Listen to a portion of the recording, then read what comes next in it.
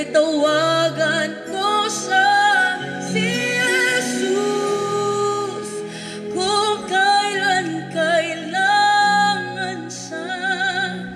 Palagi naroon at karamay siya, si Jesus, kapag hindi ko na makaya, sa Kanya lang ako aasa.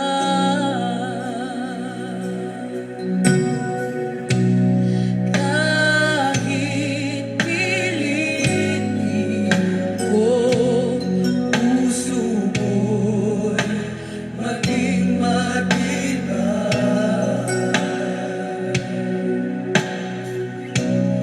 Ang kabiguan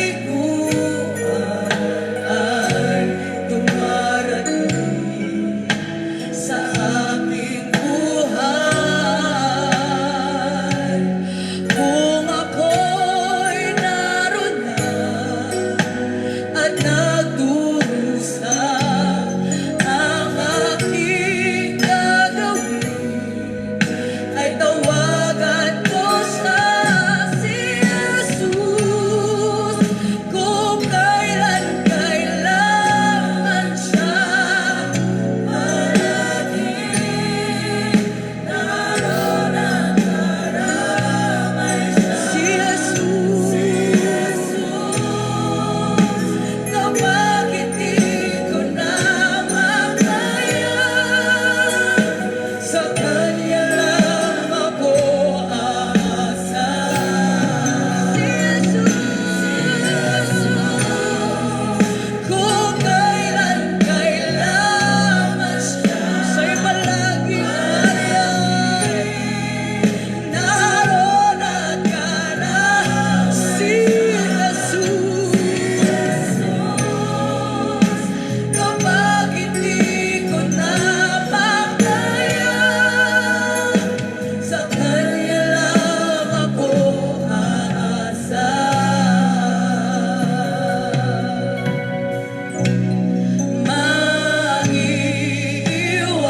Maiiwasan ba ang iba'y labis ang tulong?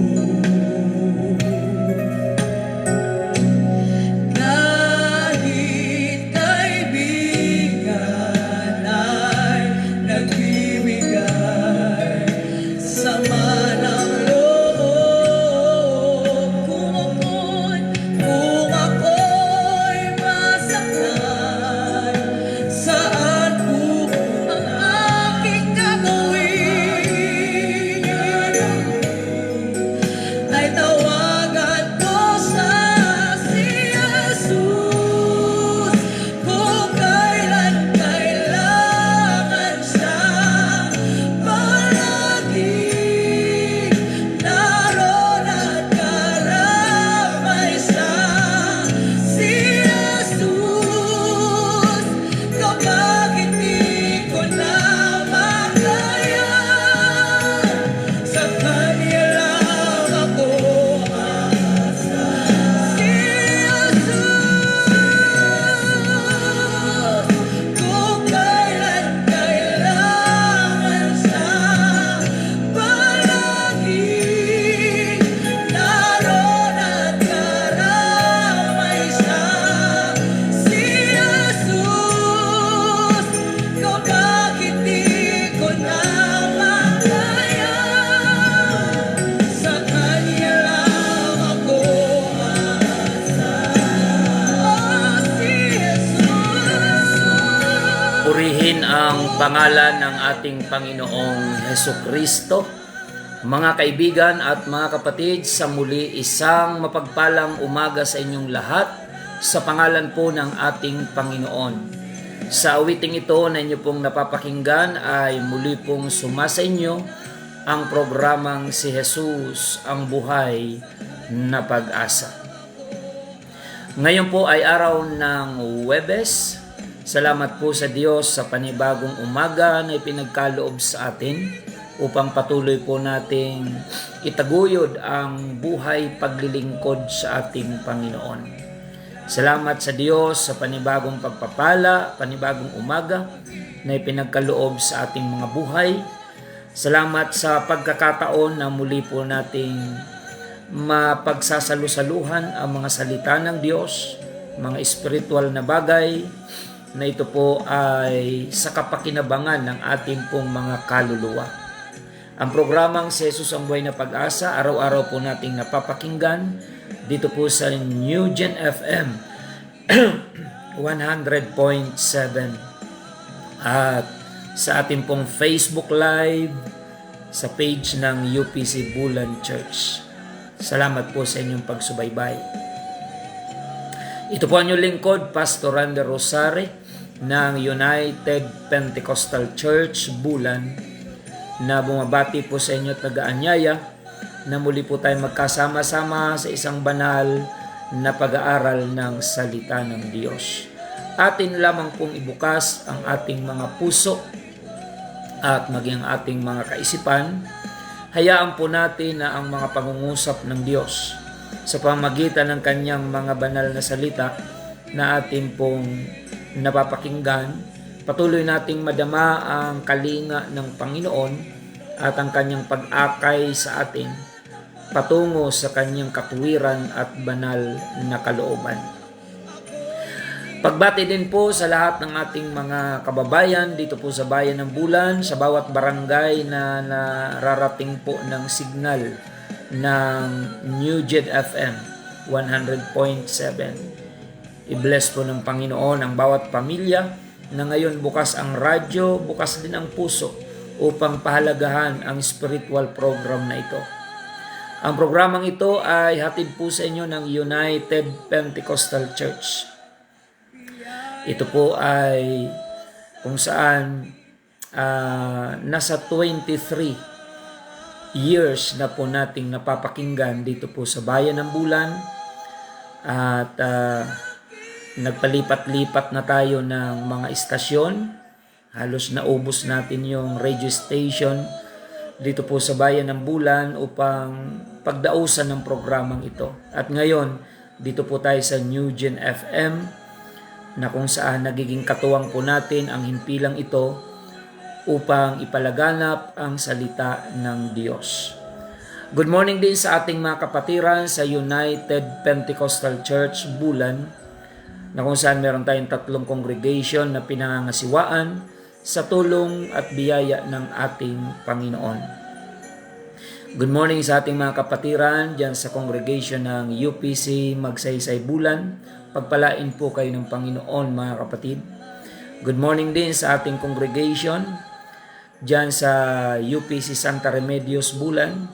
Pagpalain kayo ng Panginoon at maging ang ating congregation dito po sa UPC Iquirino Bulan. Pagpalain kayo ng Panginoon. At meron tayong pang-4 na congregation, mga kapatid. At ang ating bagong daughter church dyan po sa UPC Aguinaldo Bulan. Sa pangunguna po ng ating inassign na manggagawa dyan, si Brother Aljon.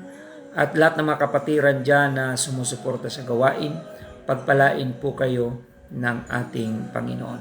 Good morning din kay Pastor Joel Tinoco at lahat ng mga kapatiran ng UPC sa Laguna, sa kanilang congregation, na lagi pong nakasubaybay sa atin, mga kapatid, every morning na mayroon tayong programa. Pagpalain po kayo ng ating Panginoon. At ang ating mga schedule ng gawain, mga kapatid, from Saturday to Sunday, malaya po kayong mamili kung saan kayo mas malapit sa mga mababanggit kong lugar dito sa Bayan ng Bulan. Meron tayong batch by batch, mga kapatid, na gawain from Saturday to Sunday. Araw ng Sabado, 6:30 ng umaga, dyan po tayo sa UPC Magsaysay Bulan. Dyan po ang ating maagang pagsamba araw ng Sabado. At Sabado pa rin dito po sa Iquirino UPC Church, 8:00 ng umaga. So magkasunuran lang po yan, mga kapatid. At araw ng Linggo, Alas 7 ng umaga naman ang ating pagsamba diyan sa ating congregation sa UPC Santa Remedios, Bulan. At pagdating naman ng linggo alas 3 ng hapon, diyan po tayo sa UPC Aguinaldo, Bulan. Alas 3 po ng hapon. At meron ding announcement from Ladies Department. Ang mga nanay ay may gawain po sa Sunday sa Santa Remedios, Bulan. Exclusive na gawain ng mga nanay, alauna po ng hapon. So yan po yung ating mga gawain na pwedeng pagpilian na daluhan sa biyaya po ng ating Panginoon. Batiin po natin ngayon ang ating kapatid si Nanay Levy dyan po sa Barangay Hamorawon. Pagpalain po kayo ng Panginoon. At maging dyan sa Daganas sina Sister Agnes and Brother Jason and family at lahat ng kapatiran dyan, pagpalain po kayo ng Panginoon. Ganon din ang ating mga kapatiran dyan sa lugar po ng Inararan, ang Balderrama family, Guwan family, maging dyan sa lugar ng JP Laurel, lahat ng kapatiran natin dyan. I-bless po kayo ng ating Panginoon. At sa lahat ng ating mga viewers online, Brother Oli Akiwo, thank you for watching, and Sister Nanette, Sister Egina Banisok Tayab, good morning po sa inyo. Lahat ng naka-online ngayon, paki-share na lang po ng ating episode ngayong Webes upang marami pa po ang mapagpala at maabot ng salita ng Diyos.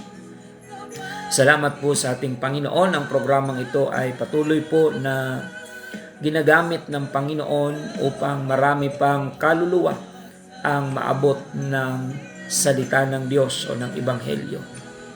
Good morning kay Brother Nestor Gokoyo and Sister Tess dyan po sa Santa Remedios. Pagpalain po kayo ng Panginoon. Sister Margie Isiha and family, Solidad family, Guneo family, i-bless po kayo dyan ng ating Panginoon. At ganoon din ang ating mga kapatiran dyan sa A. Bonifacio, sina Tatay Eli Morata, Nanay Nora, Brother Adam, at maging ang family po ng Guyala, ayan, sina Bad Arnel, pagpalain po kayo dyan ng Panginoon. Ang Himi family, Nedia family, pagpalain po kayo dyan ng Panginoon. Maging ang Gobis family, pagpalain po kayo ng Panginoon. Magsama-sama po tayo at patuloy tayong palakasin ng Diyos sa paglilingkod natin sa Kanya. So sa pagkakataong ito mga kapatid, habang sinishare po natin yung ating episode ngayon sa Facebook Live, patuloy po tayo na manalangin upang ang ating bansa ay patuloy po na ingatan ng Panginoon, lalo na dyan sa lugar ng Jensan, sa Mindanao. Patuloy po nawang madama ng ating mga kababayan ang kalinga ng Panginoon sa kanilang pagbangon mula sa naganap na malakas na lindol. At ang mga ganitong natural na sakuna, mga kapatid, alam po natin na kung ipinapahintulot man ng Panginoon, ay mayroon pong minsahe lagi ang Diyos. Sa lahat ng mga bagay na pinapahintulot ng Panginoon na maaaring gumugulat sa tao, mga kapatid, na gugulantang ang mga tao sa mga pangyayari, lagi nating isipin na ang Diyos ay laging may layunin, may mensahe sa lahat ng mga pangyayari na nagaganap sa buhay ng isang tao. Purihin ang Diyos, mga kapatid. Patuloy po tayo sa programang si Jesus, ang buhay na pag-asa.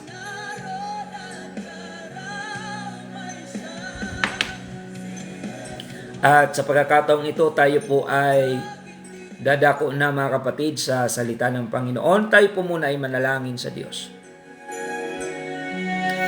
Panginoong Jesus, kami po ay nagpapasalamat sa umagang ito sa patuloy mong biyaya, habag at kalinga sa bawat isa sa amin. Kasama ng aming mga taga-subaybay sa radyo at maging sa Facebook Live, mga nakatune in ngayon sa programang ito. Dalangin po namin, O Diyos, ang iyong basbas sa salita mo na aming ipapahayag sa programang ito. Ikaw po nawa ang siyang kumilos, Panginoon, magpala sa bawat buhay ng mga taong nakasubaybay sa mga spiritual na salita ng Diyos na ipinaglilingkod po namin sa programang ito. Dalangin namin ang mga may taglay na karamdaman, pagkalooban mo po ng kagalingan sa mga oras na ito. Dalangin namin si Brother Eber Gonya na nabalitaan po namin nasa ospital. We pray, God, for the complete healing and recovery, Panginoon. Anumang mga banta ng karamdaman sa kanyang katawan, sa kanyang physical, ay aming pong itinataboy in the name of our Lord Jesus Christ. Ganon din si Jairo Maldo, pagkalooban mo po ng kagalingan, Panginoon. Prayer request by Sister Sarah Maldo. Igawad mo po sa kanya ang kagalingan sa mga oras na ito at patuloy na ma-establish sa kanya ang tunay na pananalig at pananampalataya sa iyo. Lahat na may mga taglay ngayon na karamdaman, Panginoon, dalangin po namin ang kompletong kagalingan maging kay Brother Junior Giocado. Ipagkaloob mo po sa kanya ang kompletong kagalingan at kalakasan nagmumula sa iyo. In the name of our Lord Jesus Christ, maraming salamat po, Panginoon. Luwalatin at sambahin ang iyong dakilat banal na pangalan.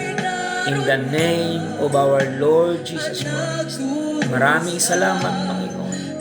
Sambahin ka sa Espiritu at sa katotohanan. In Jesus' name we pray. Amen and amen. Kung kailan kailangan siya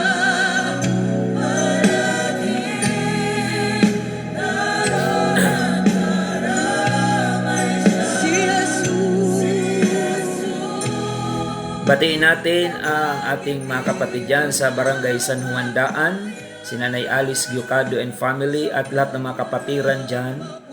Pagpalain po nawa kayo ng ating Panginoon. Ang Bible study dyan ay patuloy po nawang i-bless ng ating Panginoon. At dyan sa bayan ng Castilla, Sorsogon, mamaya po ay dadalaw po kami dyan. Meron po kaming mission mamaya dyan sa Kumadkad, Castilla, Sorsogon. So, kung meron tayong mga viewers dyan, i-bless po kayo ng ating Panginoon. Praise the Lord. And by this time, mga kapatid, tayo po ay dadako na sa pangangaral ng salita po ng ating Panginoon. Kung kayo po ay mayroong banal na kasulatan, atin po itong pag-aralan at kung anuman ang mga sitwasyon na kasalukuyan po nating nararanasan, mahalaga po na ang salita ng Diyos ang ating magiging gabay, patnubay sa ating pong pamumuhay. Ang salita ng Diyos ay mabisa, matalas kaysa alinmang tabak na magkabilaang ang talim. Ito'y bumabaon hindi lamang sa laman at dugo, kundi pati sa kaluluwa at espiritu. Kaya mga kapatid, ang katotohanan minsan ay masakit. Lalo na kapag tayo ay namumuhay kasalungat sa katotohanan. Ngunit ang sabi po ng Juan 8:32, ang katotohanan ang magpapalaya sa atin. Mga kapatid, alam ko po na updated naman kayo sa mga balita na nagiging trending ngayon sa ating bansa, ang magulong liderato, mga kapatid. Ngayon po ay pag-aralan po natin yung separation ng church at saka yung estado. Separation of church and state, mga kapatid. Mahalaga na ito ay ating maunawaan, lalo na ngayon ay nauusig po yung Christian community because of politics, mga kapatid. Alamin natin ang sinasabi ng banal na kasulatan, mga kapatid, upang alam natin kung paano tayo maninindigan pagdating po sa usapin ng hiwalay na estado at ang simbahan. Dito po sa pangalawang Timoteo, sabi po ni Apostol Pablo, mga kapatid, in chapter 2 verse 2 up to the following verses, ganito po ang sinasabi ng banal na kasulatan.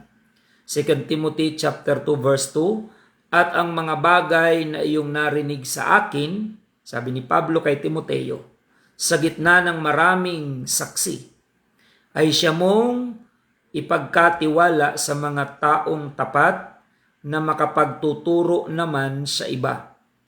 Makipagtiis ka sa akin ng mga kahirapan na gaya ng mabuting kawal ni Kristo Jesus. Sino mang kawal na nasa pagkakawal ay hindi nahalubilo sa mga bagay ng buhay na ito upang siya ay kalugdan niyaong nagtala sa pagkakawal. At kung ang sino man ay makikipaglaban naman sa mga laro ay hindi pinuputungan maliban na kung makipaglabang matuwid. Ang magsasaka na nagpapagal ay siyang kailangang unang makabahagi sa mga bunga. Pansinin po natin yung habilin ni Apostol Pablo, pagpalain ng Diyos ang kanyang salita, sa kanyang mini-mentor na lingkod ng Panginoon. Si Timoteo po ay batang ministro na sinanay ni Apostol Pablo under his leadership. Ito po yung maliwanag na habilin ni Apostol Pablo sa kanyang anak sa pananampalataya, isang batang ministro o pastor na sinanay under the leadership of Apostle Paul. Sabi po niya, makipagtiis ka sa akin ng mga kahirapan na gaya ng mabuting kawal ni Kristo Jesus. Sino mang kawal na nasa pagkakawal ay hindi nahahalubilo sa mga bagay ng buhay na ito upang siya'y kalugdan niyaong nagtala sa pagkakawal. Mga kapatid, nais ko itong talakayin upang bigyan ng balanseng pananaw ang ating mga kababayan dahil kamakailan lang mayroong isang religious leader na umani ng maraming pagbabatikos, mga kapatid, na tinawag pa nga na nagkakanulo sa kanyang mga kasamang senador. At nagkataon po na ang politikong ito ay isa ring pastor o religious leader. At ito po ay nakakaapekto rin sa Christian community, mga kapatid. Kaya ito po ay kailangan nating talakayin upang mabigyang linaw sa ating kaisipan, sa ating mga kababayan, ano ba talaga ang trabaho ng isang pastor? Yung tunay na tinawag ng Panginoon sa spiritual na paglilingkod. Sa Old Testament, mga kapatid, malinaw yung distinction, malinaw yung hiwalay na tungkulin ng mga Levites sa panahon po ng Israel. Ang mga Levites ay nakatalaga lamang ang buhay nila para sa templo, para sa gawaing espiritual. Exclusively ang buhay ng mga Levites, kahit nga sa paghahanap buhay na pansarili, ay hindi po sila pinahintulutan ng Diyos sa panahon ng Israel. Kung titingnan nyo po mga kapatid, yung 12 tribes of Israel, wala po doong mana si Levi sa lupain sa Israel. Sapagkat ang mga Levita ay tinawag ng Diyos para sa isang exclusive na tungkulin na hindi pwedeng gampanan ng ibang mga anak ni Israel. Yung mga Levites, mga kapatid, ay nakatalaga, yung angkan ni Levi ay nakatalaga upang pangasiwaan lamang ang templo ng Diyos. Kahit nga sa kanilang paghahanap buhay, kaya nga wala silang mana na lupain sa Israel. Sa 12 tribes of Israel, wala po silang mana si Levi. Dahil sila ay pinili ng Diyos upang pangasiwaan lamang, nothing more, nothing less, yung templo ng Diyos. Na itong mga Levita na ito, sa panahon natin ngayon, ay walang pinagkaiba sa mga ministro o pastor, o sabihin na natin yung priesthood, yung mga kaparian, ibig sabihin mga taong simbahan. At maging sa batas natin, ay meron din pong separation, yung estado at ang simbahan. Hindi kagaya ng panahon ng mga praile na nanakop sa atin, na yung mga taong simbahan, sila rin yung mga taong gobyerno. Kaya noon, kaya naging Katoliko ang halos lahat ng Pilipino, hindi man lahat kasi yung Mindanao area ay hindi yan lumuhod sa mga Kastila. Majority ng mga Filipino sa panahon ng mga Kastila ay naging Katoliko not by choice but by force. Kasi papatayin ka pag hindi ka sumunod sa mga dayuhan. Si Lapu-Lapu lamang ang lumaban, nakalaunan ay napatay din, pero may epekto yun na naidulot sa Muslim community na hindi talaga sila yumukod sa mananakop. Kaya merong mga area sa Mindanao na hindi naging Kristiyano, na natili sila doon sa merong nga tinatawag na Autonomous Region for Muslim Mindanao. So sa panahon ng mga praile, pag lumabag ka sa simbahan, automatic lumabag ka sa gobyerno. Kasi iisa noon yung humahawak sa gobyerno at sa simbahan. Pero nagkaroon po tayo ng batas to separate the state and the church. At yan din po ay biblical, mga kapatid. Kagaya ng binasa natin sa New Testament na binibilinan ni Pablo si Timoteo na ikaw anya ay makipagtiis sa akin kagaya ng mabuting kawal ni Kristo. Na ang isang kawal daw ay hindi dapat ma-involve sa mga bagay ng mundo upang ang focus na lamang niya ay ang kanyang pagiging kawal. At ang mga ministro at mga pastor ng simbahan ay itinuturing po yan ng mga soldiers of God, mga kawal at sundalo ni Kristo. Ano ang bilin ni Pablo kung ikaw ay sundalo ni Kristo? Hindi ka dapat maintanggel, hindi ka dapat mahalubiluhan Hindi ka dapat makontaminate ng sanlibutang ito. Noon pa man ay lagi ko na pong pinapaalaala, mga kapatid, sa programang ito, na ang isang pastor ay hindi dapat na dumikit sa tinatawag na politika at hindi rin dapat maging tau-tauhan ng mga politiko.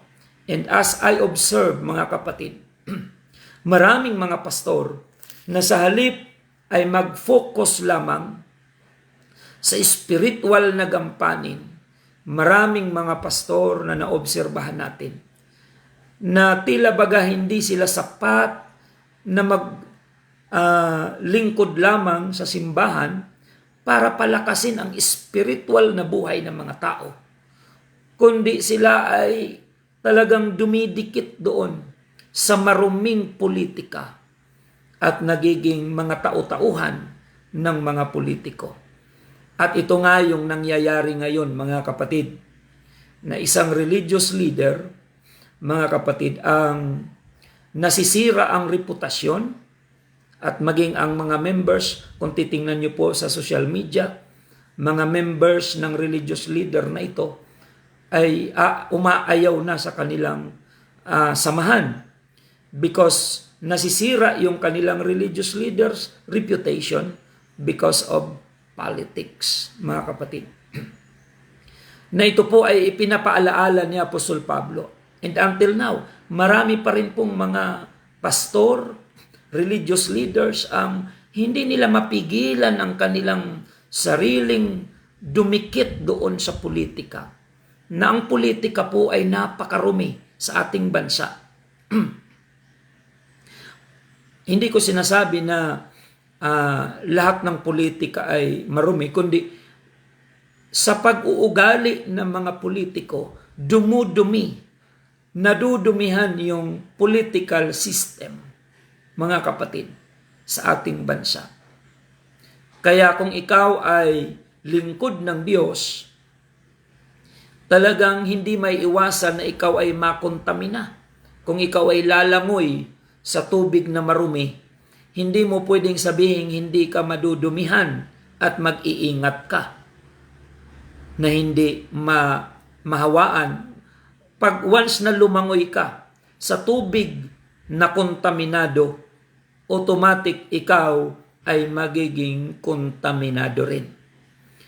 Ano ba ang dapat kaligayahan ng isang pastor o ministro, pari? Dapat ang kaligayahan niya ay yung iniatang ng Diyos na tungkulin sa Kanya. Ano po yon? Hindi po politika ang iniaatang ng Diyos sa mga religious leaders or pastors. Ang iniatang ng Diyos sa kanila ay ang gampaning espiritual. And as I observe, mga kapatid, yung mga corruption ngayon na nangyayari sa political system, yan po ay resulta ng kabiguan ng mga religious leaders na gampanan ang kanilang tungkulin. Kasi yung mga corrupt na politiko, may mga relihiyon po yan. Ibig sabihin, kung may relihiyon sila at nakontamina sila ng korupsyon, ibig sabihin, bigo ang kanilang mga religious leader na sila ay turuan at alagaan ang kanilang spiritual na buhay. Mga kapatid. Kaya yung mga corrupt na government official, meron po yan mga relihiyon na pinasasakupan at kinabibilangan. Ibig sabihin, kung ang isang politiko ay nagnakaw sa kaban ng bayan, yung kanyang pag-uugali, mga kapatid, hindi na ituwid doon sa relihiyon na kanyang kinabibilangan. At ito ay trabaho ng mga religious leaders, pastor or pari or any, kung ano man ang tawag doon sa religious leader. Mga kapatid, ito ay kahihiyan ng isang relihiyon kung mayroon silang member na gumagawa ng katiwalian. For example, sa panig ng pamahalaan. Halimbawa, may isang political leader na gumawa ng corruption, yung kinabibilangan niyang relihiyon ay madadamay doon sa tinatawag na kahihiyan. Kaya yung hindi maawat-awat na korupsyon ngayon sa ating bansa, kung titingnan natin ng mas malalim, yan po ay kabiguan ng mga mangangaral nila kung ano man ang kinabibilangan nilang relihiyon. It's a failure of their religious leader na sila ay maalagaan espiritual, maturuan, mapalago sa pananampalatayang tinataglay at lumalim sa paglilingkod sa Diyos, lalong-lalo na kung pag-uusapan ang paninindigan sa katotohanan. Dapat ang mga religious leaders ay makikitaan ng paninindigan sa katotohanan, anumang pressure ang pagdaanan. Mga kapatid, kasi tinuturo yan sa mga miyembro na kung ikaw ay isang Kristiyano, mananampalataya ni Kristo, may mga pag-uusig kang haharapin sa mundo. May mga pressure ka na haharapin sa mundo. Si Apostol Pablo nga po, mga kapatid, inialay niya ang kanyang buhay, ilang beses na nakulong. Si Apostol Pablo, sa katunayan, yung mga sulat niya na encouragement, yung mga epistles, mga liham ni Apostol Pablo about encouragement, karamihan doon ay isinulat ni Apostol Pablo habang siya ay nasa kulungan. Bakit nakukulong si Apostol Pablo? Sapagkat bilang mangangaral ay pinaninindigan niya ang katotohanan. Mga kapatid, pinaninindigan niya yung katotohanan. Hindi niya inililigtas ang kanyang sarili. Sapagkat kung ikaw ay lingkod ng Diyos, ang sarili mo, alam niyo, yung kawal, yung mga sundalo, ang buhay nila, iniaalay nila sa bayan. Ganon din yung mga lingkod ng Diyos. Ang buhay nila ay iniaalay nila sa Diyos, sa paglilingkod. Kaya dumaan man sila sa mga pressure.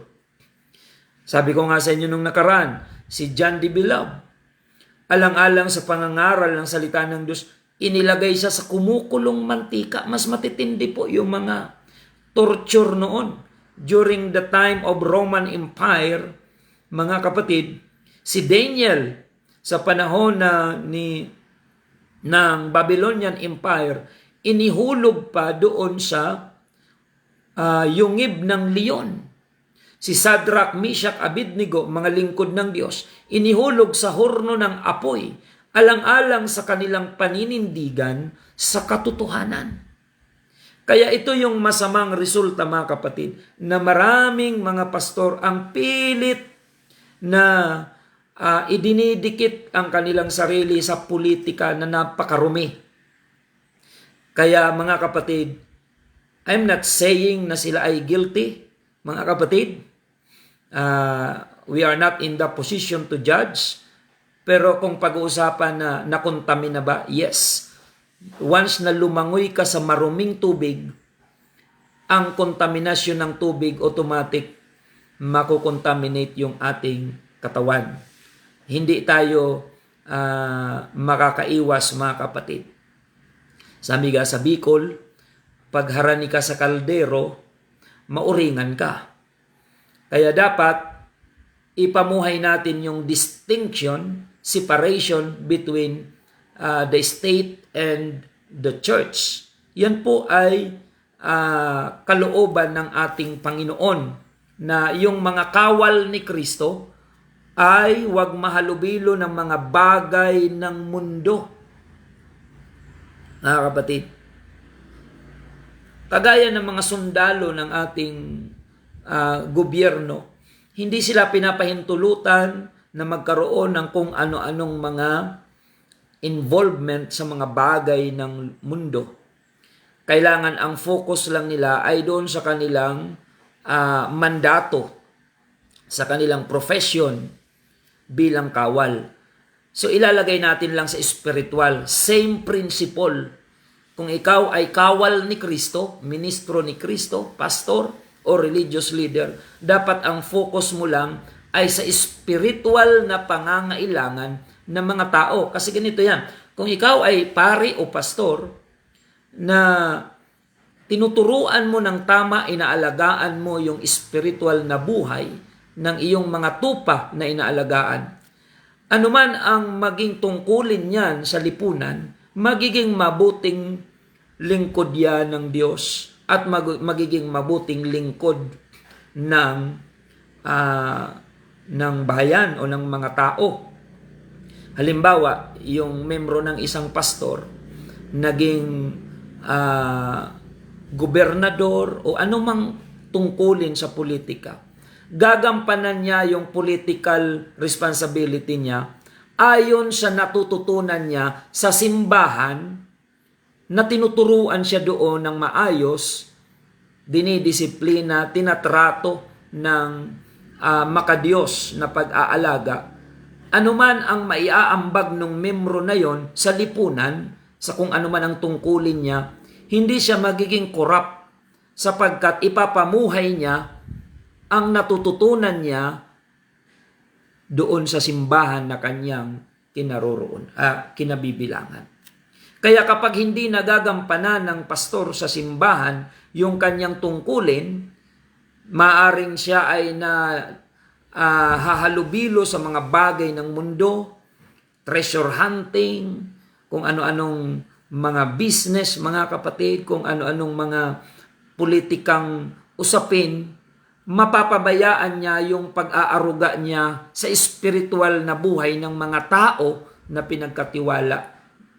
Imagine, kung nanghihina ka spiritual at hindi ka lumalakas doon sa simbahang kinabibilangan mo, gagampanan mo ngayon ang pangpolitika mong gampanin na hindi ayos ang iyong spiritual, kaya prone ka sa corruption, prone ka sa mga anomalies, kasi kalakaran na po yan, mga kapatid. Kaya the more na dumadami ang mga corrupt na tao at may kinabibilangan yun na relihiyon, yan ay kahihiyan ng religious leader na pinasasakupan niya, mga kapatid.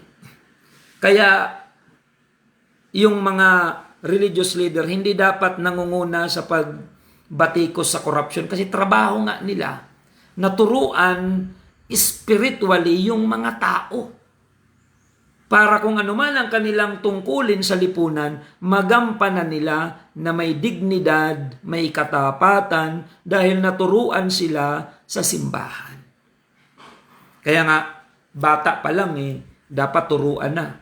Sabi ng Proverbs 22:6, train up a child in the way he should go, and when he is old, he will not depart from it. Yan.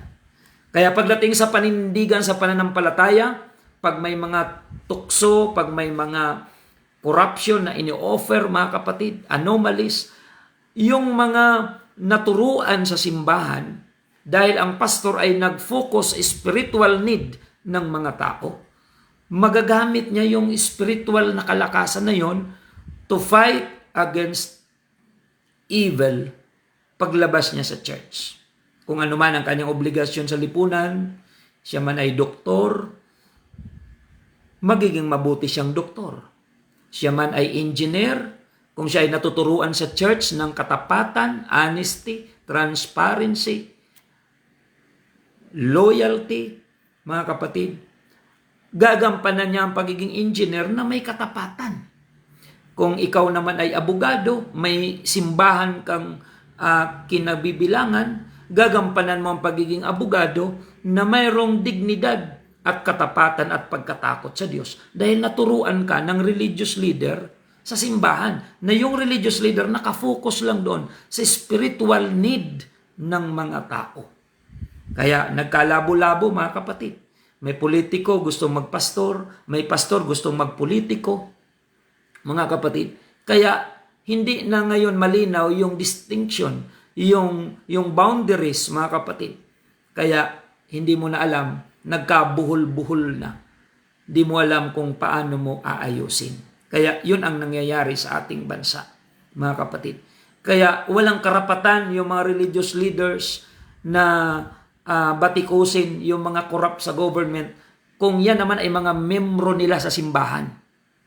Ibig sabihin, hindi nila yan naturuan, hindi nila yan na alagaan spiritual, dahil baka sila rin ay busy sa kung ano-anong bagay sa sanlibutang ito. Kaya sabi ni Pablo kay Timoteo, bilang batang pastor na tinitrain niya, huwag kang mahalubilo sa mga bagay ng sanlibutang ito.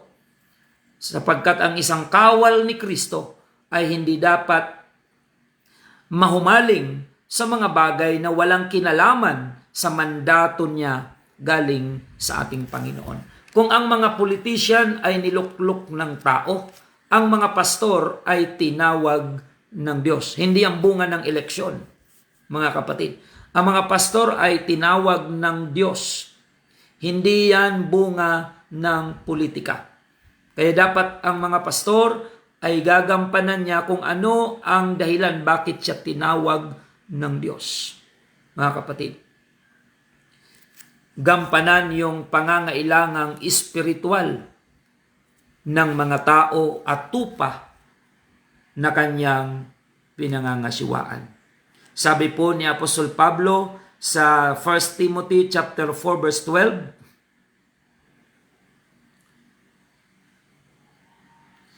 huwag hamakin ng sinuman ang iyong kabataan, kundi ikaw ay maging uliran na mga nagsisisampalataya sa pananalita, sa pamumuhay, sa pag-ibig, sa pananampalataya, sa kalinisan.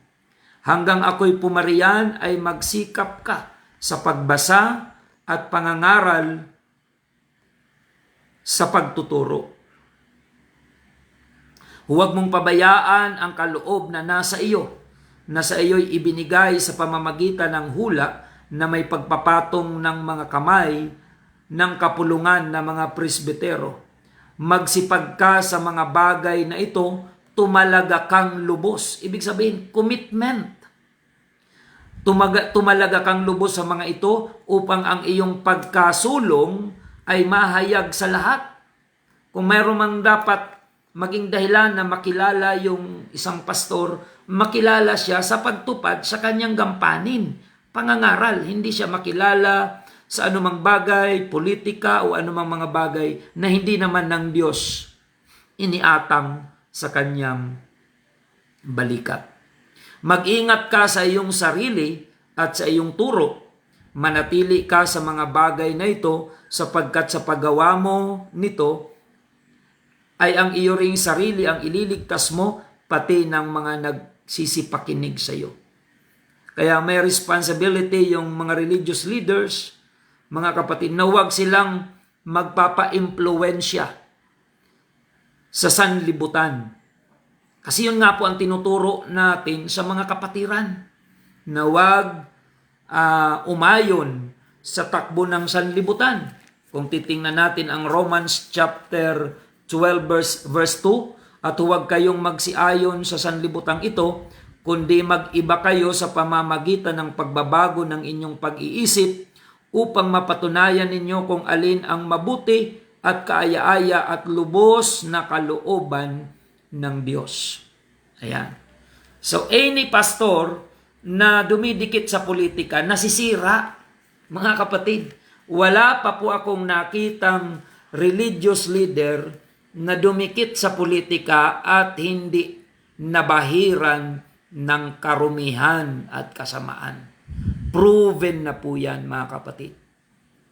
Lahat ng mga nabalitaan nating religious leader na nag-engage sa politics, yun pa ang ikinasira ng kanilang reputasyon, mga kapatid. Yun pa ang ikinasira ng kanilang pangalan. Sabi ng Biblia, a good name is rather to be chosen than silver and gold. Kaya tama yung ating paninindigan sa nakasulat sa Biblia na kung ikaw ay pastor, yun ang trabahuin mo araw-araw. Kung paano maging mabuting pastor sa pag-aalaga ng mga tupang ipinagkatiwala sa iyo ng Panginoon. Mga kapatid, at hayaan na natin yung politika sa mga totoong politiko para hindi po magkaroon ng confusion at hindi magkaroon ng, kasi ang iba, pag marami na ang membro, kinakapital nila yung kanilang membro para magkaroon na sila ng mga butante. Mali pong motibo yan. Kung dumadami man yung mga members sa church, hindi yan para gamitin ng religious leader sa political ambisyon, mga kapatid. At yung mga membro naman, hindi nag-iisip, mga kapatid. Yung masyado nang ina-idolize yung religious leader na kahit ano na lang ang maisipan, ay sinasang-ayunan. Pag marami na yung members, kakandidato para mailuklok sa politika. Mali po yan, mga kapatid. Dapat ang kapatiran ay hindi gamitin para sa personal na political ambition. Dahil pananagutan po, bawat tupa ay pananagutan ng pastor sa harapan ng ating Panginoon. Kaya nga sabi niya, mag-ingat ka sa iyong sarili at sa iyong turo. Manatili ka sa mga bagay na ito. Ibig sabihin, huwag ka mag-compromise. Sapagkat sa paggawa nito ay ang iyo ring sarili ang ililigtas mo at pati ng mga nagsisipakinig sa inyo. Sa iyo. Tinalakay ko ito, mga kapatid, dahil kahit hindi namin kasama yung religious leader na nababatikos ngayon sa politika, nadadamay po kami sa mga komentaryo ng mga hindi nakakaunawa tungkol sa pagkakaiba-iba ng mga born again. We are born again Christian, pero hindi po namin kasama yung grupo ng religious leader na yon, na ngayon ay punong-puno ng batikos ng ating mga kababayan, tinatawag pa ngang Judas, mga kapatid. So hindi sana ito mangyayari kung nanatili lang siya sa pagtupad niya sa spiritual niyang tungkulin sa Diyos at hindi nag-ambisyon sa pampolitikang usapin, mga kapatid. So, in my observation, wala pang pastor o religious leader na hindi nasira sa politika. Ganun po, mga kapatid. Hayaan natin na yung politika ay gampanan ng mga politiko. At kung membro mo yung politiko, turuan mo. Ayan. Turuan mo maging tapat sa bayan, o una, maging tapat sa Diyos. Magkaroon ng takot sa Diyos. At kapag yan ay membro mo at may takot sa Diyos, yung politiko, hindi yan magnanakaw, hindi yan magkukurap, mga kapatid. At huwag tayong maingganyo sa mga donasyon sa simbahan, galing sa mga politikong magnanakaw, mga kapatid. Hindi yan blessing, mga kapatid. Hindi po yan blessing. Kung nag-donate sa simbahan yung politiko ng limpak-limpak na salapi, galing sa, kumbaga para pambayad sa kanyang kasalanan, hindi po, mga kapatid. Hindi po yan blessing. Yan po ay kontaminasyon, mga kapatid. Tandaan po natin yan. Kailangan ma-preserve yung church na hindi siya ma-politicize. Amen. Kaya sa mga kapwa ko, pastor, hindi tayo dapat na masilaw sa malaking offering kung galing naman sa pagnanakaw yung offering na binigay sa church or donasyon, mga kapatid. At alam natin na may mga nangyayaring ganyan. Mga korap na politiko ang lalaki mag-donate sa mga simbahan at hindi man sinasaway, hindi man tinatanong kung saan ito galing. Dapat tinatanong nyo yan, ito ba'y galing sa kaban ng bayan? At kung yan ay galing sa kaban ng bayan, huwag makontamina ang simbahan. Ganon ang prinsipyo, mga kapatid, na dapat itaguyod kung tayo ay may takot sa ating pong Panginoon. Purihin ang Diyos, mga kapatid. Ipagpapatuloy natin ito marahil bukas. Yan. Sabi ng Panginoon, tumalaga tayo. Ibig sabihin yung commitment natin ay hindi tayo pwedeng maglingkod sa dalawang Panginoon. We cannot serve two masters. Yung political ambition mo at yung calling for the ministry, kailangan magdi-decide tayo. Alin ba doon ang mas mabigat? Amen. Alin ba doon ang mas matimbang? Kailangan isa lang ang ating pipiliin. Ngayon, kung talagang pakiramdam mo ikaw ay sa politics, then give up your spiritual responsibility. Give it to others na magagampanan niya ng full-time yung kanyang tungkulin. Kasi nasa Bible po yan. Kung ikaw ay obispo, ayan, may tungkulin ka.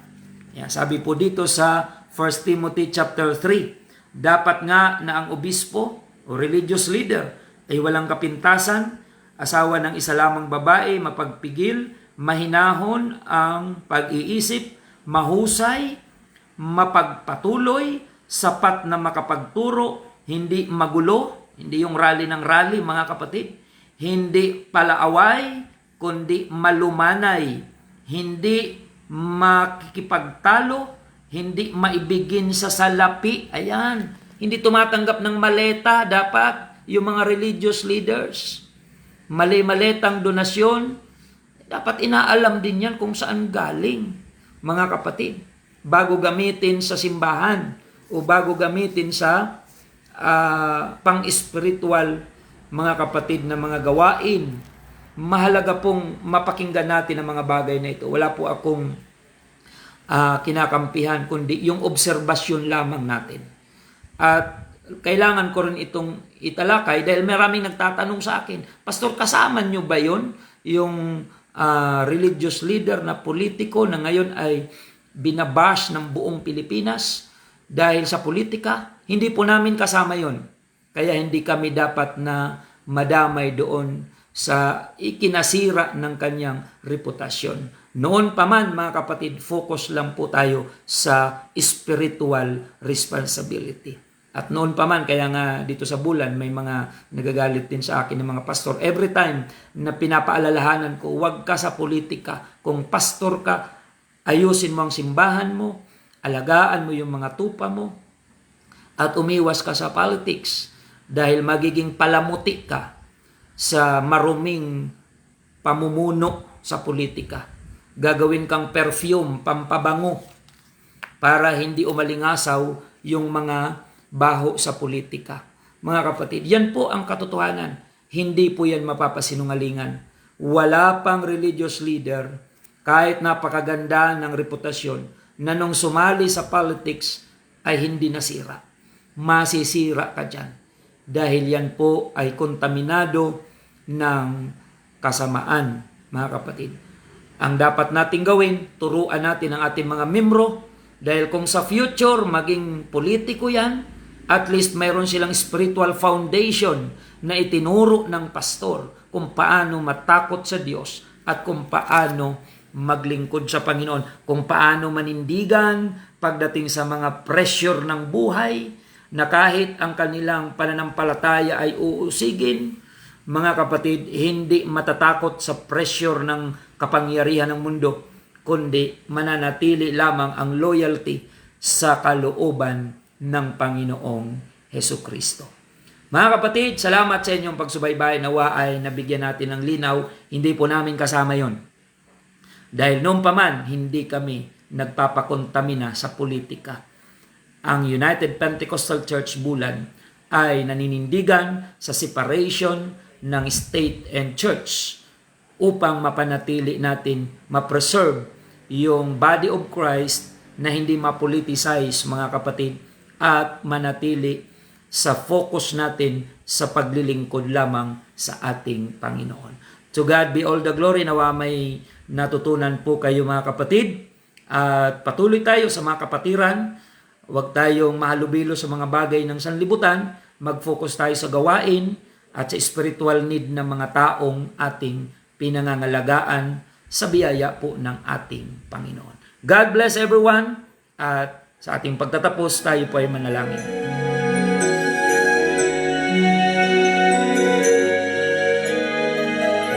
Panginoon, maraming salamat po sa biyaya mo at pagpapala na ipinagkakaloob, paalaala at saway na pinapahintulutan mo, Panginoon. Sapagkat ang katotohanan minsan ay masakit man pakinggan, ngunit ito ay nagsisilbing paalaala sa amin at sa aming mga kababayan, Panginoon. Tulungan mo po, Diyos, lahat ng mga pastors na tinawag mo, na huwag mahalubilo ng mga bagay ng sanlibutan, kundi mag-focus lang sa ikalalago ng espiritual na buhay na mga tupang inaalagaan na iyong ipinagkatiwala sa kanilang leadership. Panginoon, i-bless mo po lahat ng nakinig ngayong umaga, at nawa, O Diyos, ay patuloy mong ipaalaala sa lahat ng mga lingkod ng simbahan kung ano lang ang kanilang boundary pagdating sa mga bagay ng sanlibutan, na maingatan nila yung kanilang reputation, alang-alang sa kaluwalhatian mo, Panginoon. Kumilos ka po, Diyos, sa lahat ng mga kapatiran, patatagin mo sa pananampalataya, yung mga nakakaranas ng mga pressure, pag-uusig, Panginoon, sa kanilang panampalataya, tulungan mo silang manindigan.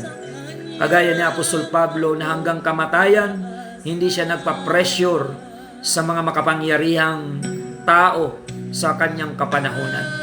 Na maging ang kanyang buhay ay inialay niya upang panindigan ang paglilingkod at pananampalataya sa katotohanan. Maraming salamat, Panginoon. Nawa ang paksang ito ay nagbigay linaw sa aming mga kababayan at patuloy po na palakasin mo yung mga kapatiran sa paglilingkod sa iyo. At habang palapit na palapit ang iyong pagbabalik, ang aming concentration lamang ay sa mga bagay na ipinapagawa mo, Panginoon. Anything na hindi mo ipinapagawa ay hindi namin mabigyan ng any attention or panahon, Panginoon. Maraming salamat po, Diyos. Pagpalain mo lahat ng nakinig. Pagpalain mo lahat, maging yung mga tila nasaktan ang damdamin. Nawa ay maramdaman nila yung pagtutuwid mo, Panginoon. Yung kalinga na nagmumula sa iyo. Maraming salamat po, Diyos. Purihin ka, ito po ang aming samad dalangin. I-bless mo lahat ng mga tunay na mananampalataya mo sa panahong ito na may mga ligligan na nararanasan, Panginoon. Panatilihin mo ang katapatan ng bawat isa. Sinabi mo sa iyong salita, ang manatiling tapat hanggang wakas ay siyang maliligtas. Sa gitna ng mga pressure ng pag-uusig at pagsubok, tulungan mo ang aming mga kapatid, ang aming mga taga-subaybay na panindigan ang paglilingkod sa iyo. Maraming salamat, Panginoon. Ito po ang aming samad dalangin. In the name of our Lord Jesus Christ, we pray. Amen and amen. Mga kapatid, maraming salamat sa inyong pagsubaybay. Pagpalain kayo ng Panginoon. At bukas ulit, magkita-kita po tayo. Same station, same page, ating programa sa Facebook Live. Pagpalain kayong lahat ng Panginoon. Paki-share na lang po ng ating episode ngayong umaga. Kung nais niyong ito ay mapakinggan ng mas nakararami, mga kapatid, nawa ay maibahagi natin sa iba. Pagpalain kayo ng Panginoon at ito po ang inyong lingkod, Pastor Randy Rosare ng United Pentecostal Church Bulan, na nagpapasalamat sa inyong pagsubaybay at lagi nating tandaan na tanging si Jesus lamang po ang ating buhay na pag-asa.